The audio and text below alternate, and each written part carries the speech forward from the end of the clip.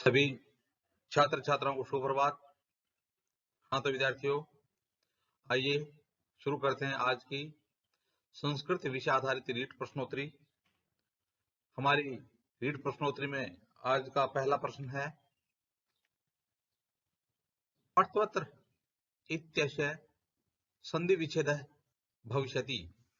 तो आपको पूछ रहा है कि पार्थवत्र यह जो पद है, इस पद का संधि विच्छेद होगा। आपको चार विकल्प दिए जाएंगे। पहला है पार्थधन अतर, दूसरा है पार्थुधन अतर, तीसरा है पार्थवधन अतर और चौथा है पार्थधन अतर। तो हमने जो पद देखा, इस पद में हमने देखा कि वह से पहले आधा अक्षर तय है। यदि व, य, र, ल इन वर्णों से पहले यदि आधा वर्ण हो तो हमें यण संधि करके देखनी चाहिए। यदि य, व, र, ल इन से पहले, इन वर्णों से पहले आधा वर्ण हो तो हमें संधि विच्छेद करते समय एक बार यण संधि करके देखनी चाहिए। यण संधि का सूत्र होता है एको यणची एक स्थाने यण शात अचि परे। यह कह रहा है कि यदि एक के बाद में एक से भिन्न स्वर होने पर यहाँ पर एक का यण आदेश हो जाता है। एक ए उरी लरी के स्थान पर या वैर ल हो जाता है। तो हमने यहाँ पर देखा, हमारा पद है पार्थवतर। तो यण संधि करते समय सबसे पहले जो आधा अक्षर होता है उसको हमें पूरा करना होता है। उसके बाद में आधे अक्षर के बाद में यदि यह हो तो ई या ई की मात्रा रखते हैं, और यदि वह हो तो वह होने पर उससे में उह या ऊ की मात्रा रखते हैं। तो यहाँ पर हमने देखा कि पार्थवतर हमारे पास जो वह वर्ण है उससे पहले आधा अक्षर है तय। तो सबसे पहले हम उस आधे वर्ण को पूरा करेंगे, तो आधे वर्ण को पूरा करेंगे और उसके बाद में यदि यह है तो ई की मात्रा रखेंगे और वह है तो ऊ की मात्रा रखेंगे। तो यहाँ पर वह है तो यहाँ पर ऊ की मात्रा रख देंगे, तो यह हो जाएगा पार्थु धन। अब यहाँ पर देखेंगे वह की मात्रा क्या है, ए की मात्रा है, तो यहाँ पर हो जाएगा अत्र पार्थु धन अत्र। अब इन चार विकल्पों में देखते हैं कि इनमें पार्थु धन अत्र विकल्प कौन से में है। तो एक नंबर विकल्प है पार्थधन अत्र। यह नहीं हो सकता क्योंकि यहाँ पर ए है और ए के बाद में ए होने पर यहाँ पर दीर्घ संधि हो सकती है, तो यह भी गलत हो गया। पार्थुधन अत्र बिल्कुल सही है कि यहाँ पर पार्थु है तो यहाँ पर ऊ है, उसके ऊ के स्थान पर वह आदेश हो जाता है, तो यहाँ पर हो जाएगा पार्थवतर। पार्थवधन अत्र पार्थवतर यह भी गलत हो जाएगा और यह भी गलत हो जाएगा। तो इसमें दो नंबर विकल्प सही हो जाएगा पार्थुधन अत्र। तो पार्थुधन अत्र। हमारी प्रश्नोत्तरी का अगला प्रश्न है कि मधु धन अरि, मधु धन अरि इत्यस्य संधि पदम भविष्यति। यह कह रहा है कि मधु धन अरि। तो हमने देखा कि जो धन है उससे पहले ऊ की मात्रा है और उसके बाद में ए समान स्वर ए है।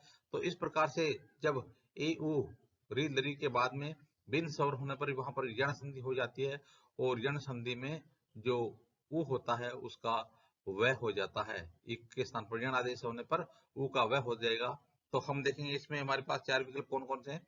पहला विकल्प है मधुरी, दूसरा है मधुरी, तीसरा है मधवारी और चौथा है मधवरी।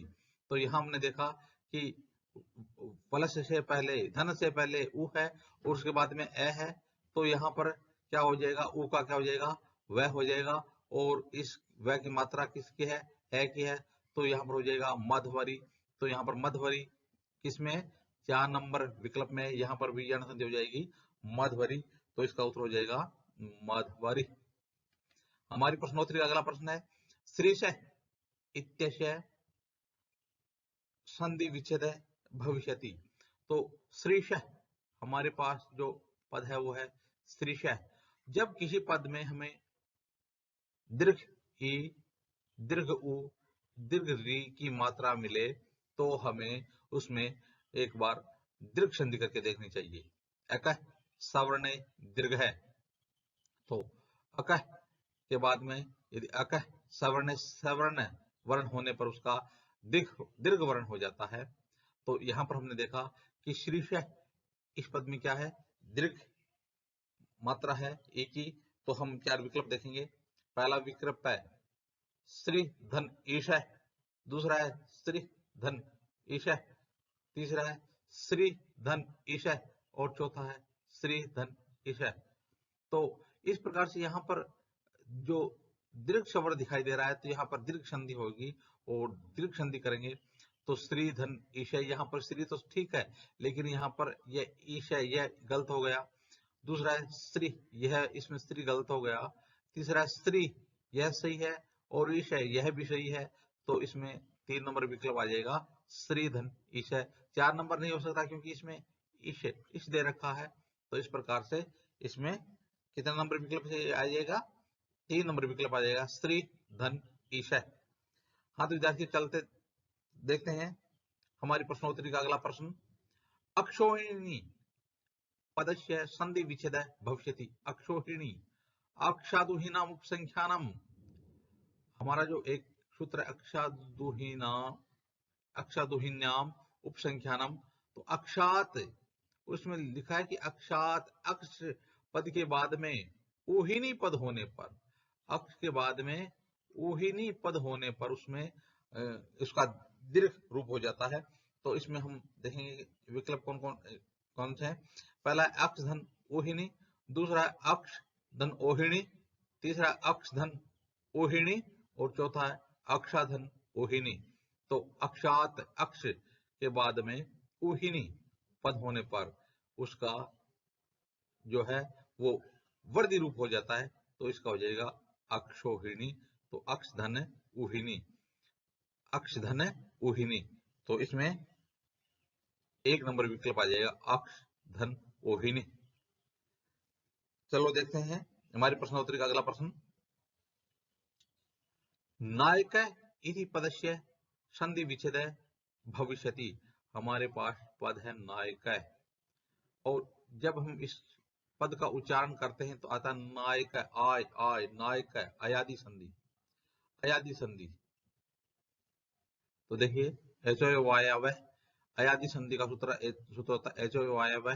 तो यहाँ पर कह रहा है कि आय, तो आय कब होगा, इसमें ए का आय होता है, आई का आय होता है, ओ का आओ और औ का आव होता है। तो नाय। तो इसमें 4 विकल्प देखते हैं। पहला है नौ धन इक, नहीं हो सकता। दूसरा है नौ धन अक, यह भी नहीं हो सकता क्योंकि हमें आय की जो ध्वनि है वो लानी है और आय की ध्वनि लाने के लिए हमें नि धन अक, यह भी नहीं हो सकता। नई नई, तो नई आई का आय हो जाएगा तो नई आय क। तो इसमें 4 नंबर विकल्प हो जाएगा नई धन अक नायक।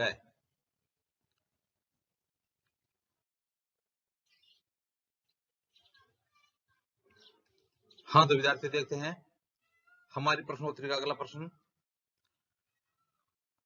अगला प्रश्न है कृष्णेत्वम पदे संधि अस्ति। कृष्णेत्वम पदे संधि अस्ति। तो यह पूछ रहा है कि कृष्णेत्वम पदे, पद में संधि संधि अस्ति है। तो हमारे पास 4 विकल्प है। पहला है गुण, दूसरा है वर्धि, तीसरा है अयादि, चौथा है दीर्घ। तो जिस प्रकार से हमने पद देखा और उस पद में हमें ऐ की मात्रा दिखी या औ की मात्रा दिखे तो वहां पर हमें वृद्धि संधि करनी है। तो यहाँ पर कृष्ण एक तुम कृष्ण धन है, एक तुम ए या के बाद में ए या आई रखने पर उसका आई हो जाएगा। तो यहाँ पर कौन सी संधि हो जाएगी, वृद्धि संधि हो जाएगी। तो इसमें हमारा विकल्प 2 है वो सही हो जाएगा। हमारी प्रश्नोत्तरी का अगला प्रश्न है सावधन इरह इत्यतर संधि स्यात। सावधन इरह, तो हमारे पास पहला पद है शव धन, दूसरा पद है ईरय। तो स्वादि रेणु इस सूत्र की सहायता से यदि शव के बाद में ईरह ईरी या ईरिन पद होता है तो वहां पर हमें वृद्धि संधि करनी होती है। तो इसमें देखिए पहला है वृद्धि संधि, दूसरा है गुण संधि, तीसरा है प्रकृति भाव संधि और चौथा है यण संधि। तो शवधन ईरय, इसमें शव के बाद में ईरह ईरी या ईरिन पद होने पर उसका वृद्धि रूप हो जाता है। तो यहाँ पर हो जाएगा शवेरह। तो यहाँ पर संधि कौन सी हो जाएगी, वृद्धि संधि हो जाएगी। तो 1 नंबर विकल्प सही हो जाएगा। अब देखते हैं हमारी प्रश्नोत्तरी का अगला प्रश्न। अच धन अंतम इत्यस्य संधि युक्त पदम भविष्यति। तो यह कह रहा है कि अच धन अंतम इत्यस्य संधि युक्त पदम भविष्यति।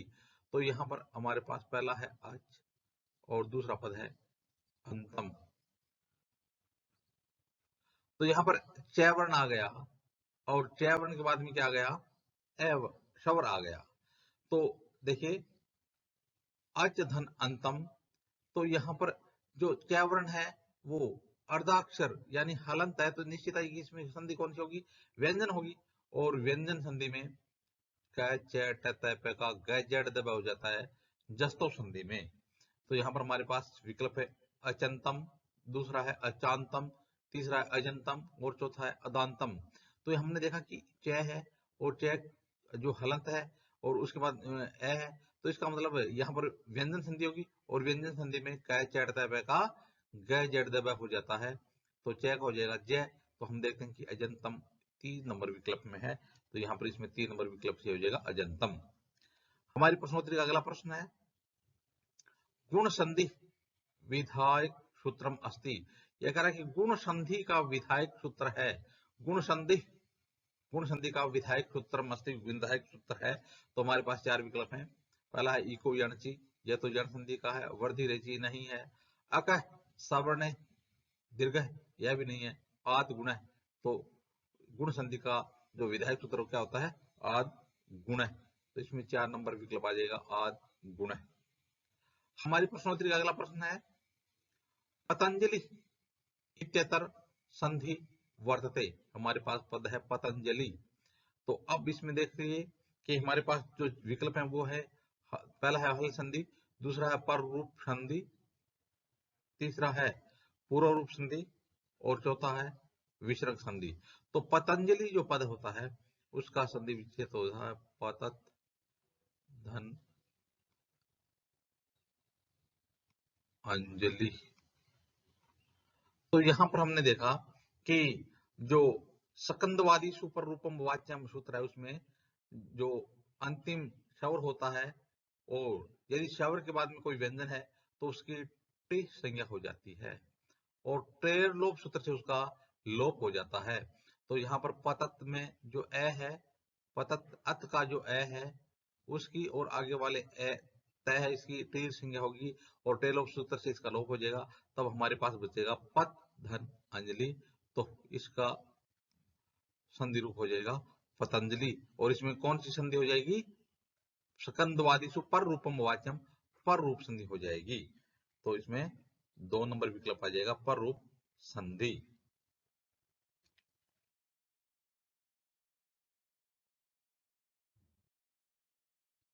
हाँ तो विद्यार्थियों हमारी प्रश्नोत्तरी का अगला प्रश्न है तत् धन टीका इति मिलित्वा संधि पदम भविष्यति। तत् धन टीका, तो यही है जो धन है उससे पहले जो प्लस का चिन्ह है उससे पहले क्या है, व्यंजन है, तो निश्चित है इसमें व्यंजन संधि होगी। तो तत् धन टीका, तय वर्ग के बाद में क्या है, तय वर्ग, तो तय वर्ग होने के कारण यहाँ पर चतुर्थम संधि हो जाएगी। तो तय का भी तय वर्ण हो जाएगा। तो हम देखेंगे इसमें विकल्प क्या है, पहला है तटीका नहीं होगा, दूसरा तथिका यह भी नहीं होगा, तीसरा तटीका, बिल्कुल जो तय वर्ग है ना उसका भी तय हो जाएगा, तो इसका हो जाएगा तटीका। तो उपयुक्त श्रवण यह भी नहीं होगा। तो इसमें 3 नंबर विकल्प आ जाएगा तत् धन टीका। हमारी प्रश्नोत्तरी का अगला प्रश्न है रामस्तत्र इति पदस्य संधि विच्छेद भविष्यति। रामस्तत्र, तो ये हमने देखा कि रामस्तत्र, तो जिस प्रकार से हम जानते हैं कि जो यहाँ पर हमें शय दिखाई दे रहा है, तो शय किसका बनता है, विसर्ग का बनता है। किसका बनता है, विसर्ग का बनता है।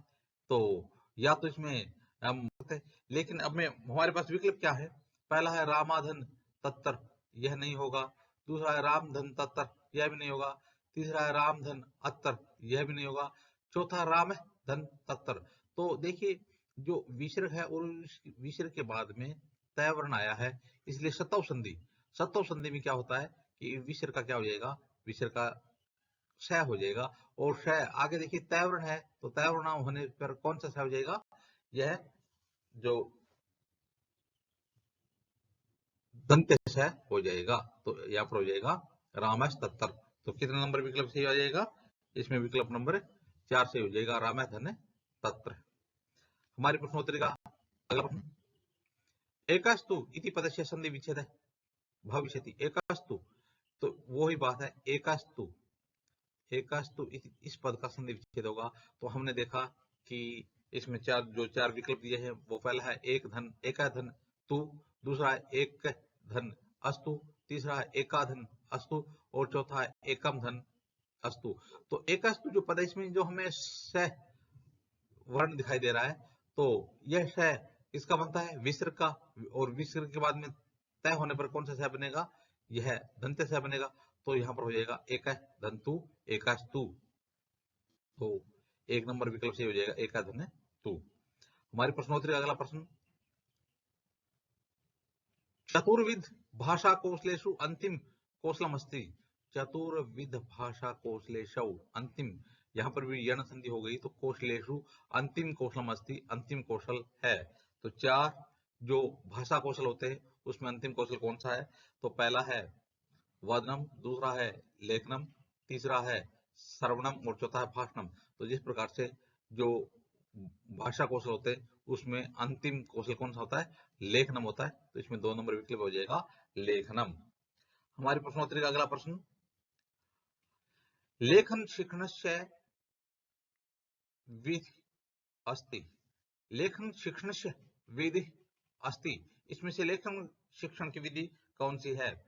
तो पहली है दृष्ट लेखन विधि, दूसरी है उक्त लेखन विधि, तीसरी है अक्षर स्वरूपानुकरण विधि और चौथी है उपयुक्त सर्वे। तो जिस प्रकार से लेखन शिक्षण में दृष्ट लेखन विधि भी होती है, उक्त लेखन विधि भी होती है और अक्षर स्वरूपानुकरण विधि भी होती है, तो इसका 4 नंबर विकल्प से हो जाएगा उपयुक्त सर्वे।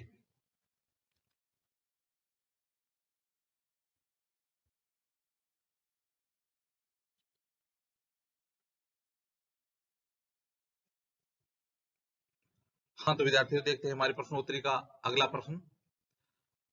अगला प्रश्न है, श्रवण कौशलस्य विधि अस्ति।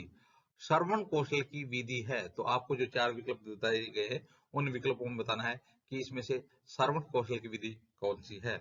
तो पहली है दृष्ट लेखन विधि, दूसरी है सहस्वर वाचन विधि, तीसरी है अभ्यास विधि, चौथी है सुधार विधि। तो यह कह रहा है कि श्रवण कौशल से, जो श्रवण कौशल होता है, हमारे सुनने का जो कौशल होता है उसकी विधि कौन सी है? तो यहाँ पर तो दृष्ट आ गया, तो यहाँ पर देखने से संबंधित हो गया। यहाँ पर अभ्यास की बात होगी, तो सुनने में अभ्यास की कोई जरूरत नहीं होती है। सुधार विधि में भी कोई जरूरत नहीं होती है। तो इसमें कौन सा हो जाएगा? सहस्वर वाचन विधि। तो इस प्रकार से इसका उत्तर हो जाएगा सहस्वर वाचन विधि। हमारी प्रश्नोत्तरी का अगला प्रश्न है, भाषण कौशल से विधि नास्ति। भाषण कौशल की विधि नहीं है। जो 4 विकल्प दिए गए उसमें आपको बताना है कि इसमें से भाषण कौशल की विधि कौन सी नहीं है। पहली है अनुवाचन विधि, दूसरी है संभाषण विधि, तीसरी है दृष्ट लेखन विधि, चौथा है गीत विधि। तो देखिए ये कह रहा है कि भाषण कौशल से विधि नास्ति, भाषण कौशल की विधि नहीं है। तो देखिए इसमें अनुवाचन विधि, तो यह तो अनुवाचन भाषण होता है, संभाषण में भी भाषण होता है, गीत में भी हम भाषण करते हैं। तो इसमें जो 3 नंबर विकल्प है यह हो जाएगा कि दृष्ट लेखन विधि होती है, वो भाषण कौशल की विधि नहीं होती है। हमारी प्रश्नोत्तरी का अगला प्रश्न, वदने लेखने च भवेत्। बोलने और लेखन में होना चाहिए, बोलने और लेखन कार्य में होना चाहिए।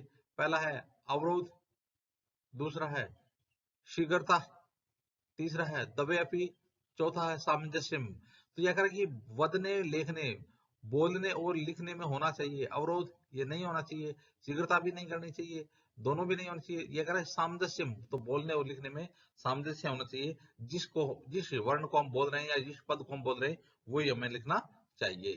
तो इसका हो जाएगा सामंजस्यम।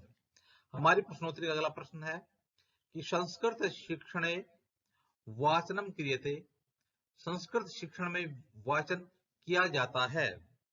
तो पहला विकल्प है अध्यापकेन अध्यापक के द्वारा, दूसरा है छात्रेण छात्र के द्वारा, तीसरा है द्वाभ्याम दोनों के द्वारा, चौथा न कोई किसी के द्वारा भी नहीं। तो संस्कृत शिक्षण में एक तो आदर्श वाचन होता है, एक होता है अनुकरण वाचन।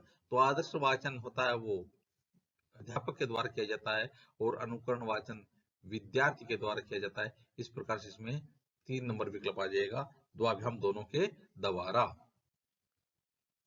हाँ तो विद्यार्थियों, हमारी प्रश्नोत्तरी का अगला प्रश्न है, श्लोके सदा गुरु भवति, छंद की बात चल रही है। तो छंद शास्त्र में जो श्लोक अनुष्टुप छंद होता है, तो श्लोके सदा गुरु भवति, श्लोक में हमेशा गुरु वर्ण होता है। तो पहला है सप्तम अक्षरम, दूसरा है पंचम अक्षरम, तीसरा है षष्ठ अक्षरम और चौथा है प्रथम अक्षरम।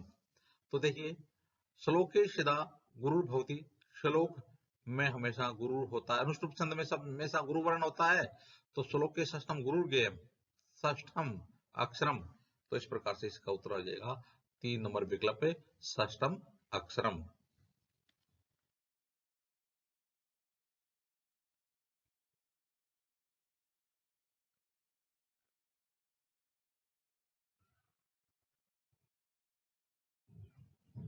हाँ तो विद्यार्थियों, शुरू करते हैं हमारी प्रश्नोत्तरी का अगला प्रश्न। हमारी प्रश्नोत्तरी का अगला प्रश्न है, पंचदशात्मक पंचदशाक्षरात्मक छंदो अस्ति, पंचदश 15 वर्ण वाला छंद है। पंचदश अक्षरात्मक छंदो अस्ति, 15 वर्ण का छंद है। तो हमें देखना है कौन सा है। तो पहला है मालिनी, दूसरा है शिख ऋणी, तीसरा है हरिणी, चौथा है मसस्तम।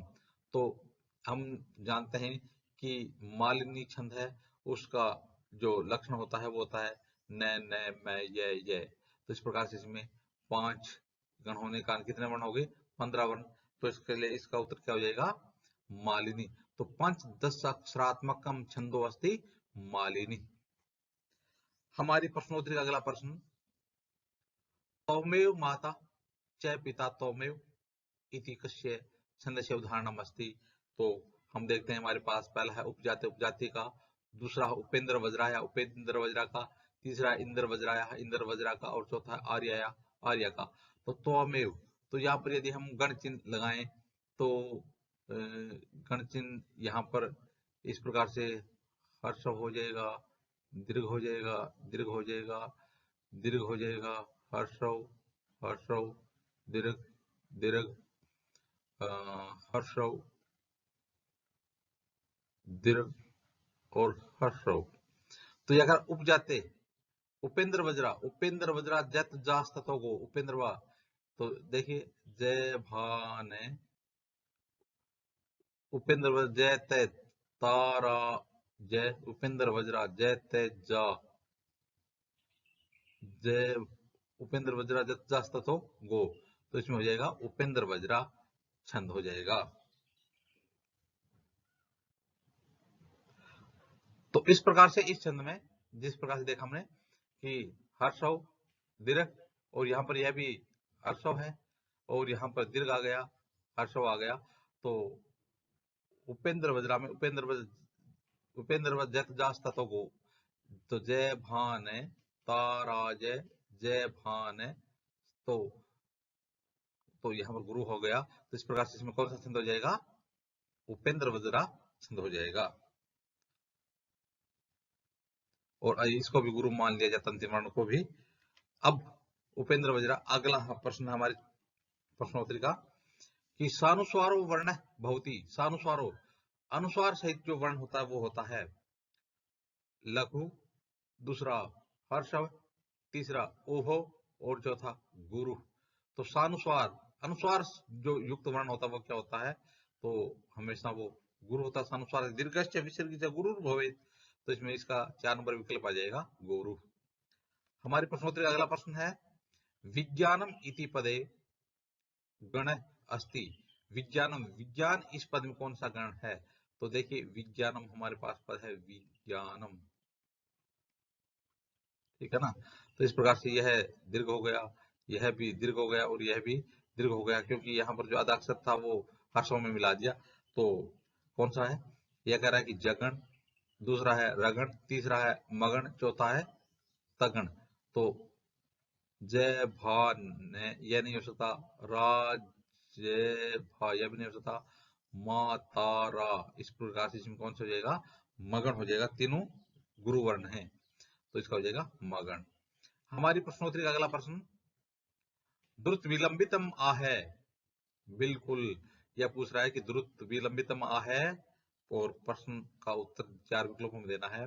जतो जरो नहीं होता है, जतो जरो तो, जतो जगो भी नहीं होता है, भरो नभो भी नहीं होता है, द्रुत विलंबितम आहे नभो भरो। तो द्रुत विलंबित जो छंद होता है उसका लक्षण होता है द्रुत विलंबितम आहे नभो भरो, नगण भगण भगण और रगण। तो इस प्रकार से इसमें 4 नंबर विकल्प आ जाएगा, नभो भरो।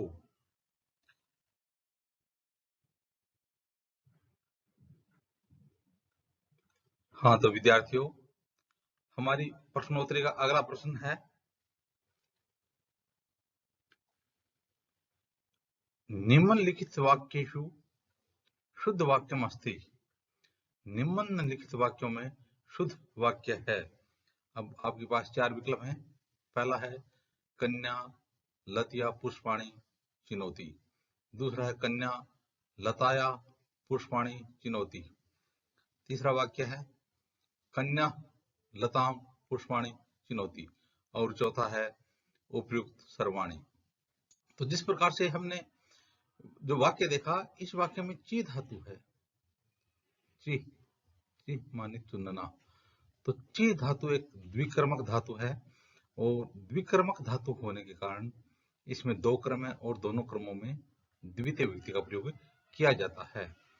तो अब हम देखेंगे कि यह तो कन्या करता है प्रथम विभक्ति है, लेकिन इसमें तृतीय आ गई और यह भी गलत है, और यह इसमें कन्या में प्रथम विभक्ति है, लताम पहला क्रम है, द्वितीय विभक्ति है, पुष्पाणि इसमें भी द्वितीय विभक्ति है, और आगे आ गया चिनोती। तो इस प्रकार से कन्या लताम पुष्पाणि चिनोती, यह वाक्य सही हो जाएगा। इस प्रकार से आ जाएगा 3 नंबर वाक्य, कन्या लताम पुष्पाणि चिनोती। तो देखते हैं विद्यार्थियों, हमारी प्रश्नोत्तरी का अगला प्रश्न, राम सीताय वस्त्राणि ददाति। राम सीताय वस्त्राणि ददति, रेखांकित पद स्थाने उपयुक्त पदम भविष्यति। तो यह कह रहा है कि रेखांकित पद के स्थान पर उपयुक्त पद होगा। पहला है ददामी, दूसरा है ददसी, तीसरा है दति और चौथा है ददाती। तो यह प्रथम पुरुष का एक वचन है। तो प्रथम पुरुष का एक वचन होने के कारण जो धातु है वो भी प्रथम पुरुष की एक वचन की आएगी। तो दा धातु है वो प्रथम पुरुष एक वचन में होती है, ददाती। तो इस प्रकार से इसमें 4 नंबर विकल्प सही हो जाएगा, ददाती। देखते हैं हमारी प्रश्नोत्तरी का अगला प्रश्न, 10व्यां कक्षायां शतानि छात्राः सन्ति, रेखांकित पद स्थाने उपयुक्त पदम भविष्यति। तो यहाँ पर जो पद दे रखा वो है शतानि, शतानि 100। तो यह कह रहा है कि इसमें रेखांकित जो पद है, यह कह रहा है कि यह गलत है, इसके स्थान पर उपयुक्त पद होगा। पहला है शतम, दूसरा है शतय, तीसरा है शतमः, चौथा है शता। तो शतम शब्द नपुंसकलिंग एक वचन में ही प्रयुक्त होता है, इसलिए यहाँ पर 10व्यां कक्षा शतम छात्र संति, 10वीं कक्षा में 100 छात्र हैं। तो इसका 1 नंबर विकल्प शतम है वो सही हो जाएगा। अब देखते हैं हमारी प्रश्नोत्तरी का अगला प्रश्नोत्तर, आचार्य है शिष्येभ्य धर्म ब्रवीति, रेखांकित पद स्थान में उपयुक्त पदम भविष्यति। यह कह रहा है यह गलत है, इसके स्थान पर उपयुक्त पद कौन सा होगा? तो हमारे पास फिर 4 विकल्प हैं। पहला है शिष्य, दूसरा है शिष्यान, तीसरा है शिष्य और चौथा है शिष्यात। तो जिस प्रकार से इसमें धातु आई है ब्रू, ब्रू माने बताना, तो ब्रू धातु भी एक द्विकर्मक धातु है। द्विकर्मक धातु होने के कारण दोनों क्रमों में द्वितीय विभक्ति का प्रयोग होगा। तो यहाँ पर आचार्य शिष्य धर्मम, इसमें तो द्वितीय आ गई धर्मम, तो यहाँ पर शिष्य के स्थान पर द्वितीय विभक्ति का प्रयोग होगा। तो द्वितीय विभक्ति में हम देखेंगे कि शिष्य यह भी नहीं है, शिष्यान द्वितीय का बहुवचन आ जाएगा, यह भी गलत है और यह भी गलत है। तो इस प्रकार से इसमें नंबर 2 विकल्प है शिष्यान, यह सही हो जाएगा। अब देखते हैं हमारी प्रश्नोत्तरी का अगला प्रश्न। स नगरम गम्यते रेखांकित पद स्थाने उपयुक्त पदम भविष्यति। तो कह रहा कि स नगरम गम्यते, तो यहाँ पर गम्यते गम धातु आ गई और यह जो वाच्य है वो कर्तृवाच्य न होकर के कर्मवाच्य है। तो कर्मवाच्य होने के कारण हम देखें कौन सा विकल्प सही होगा। स के स्थान पर माम आएगा क्या? नहीं आ सकता। मत भी नहीं आ सकता, असमान भी नहीं आ सकता। क्यों? क्योंकि कर्मवाच्य होने के कारण जो कर्ता होता है उसमें तृतीय विभक्ति आती है, तो यहाँ पर आ जाएगा तेन। तो तेन नगरम गम्यते, उसके द्वारा नगर जाया जाता है। तो इसमें 4 नंबर विकल्प सही हो जाएगा तेन।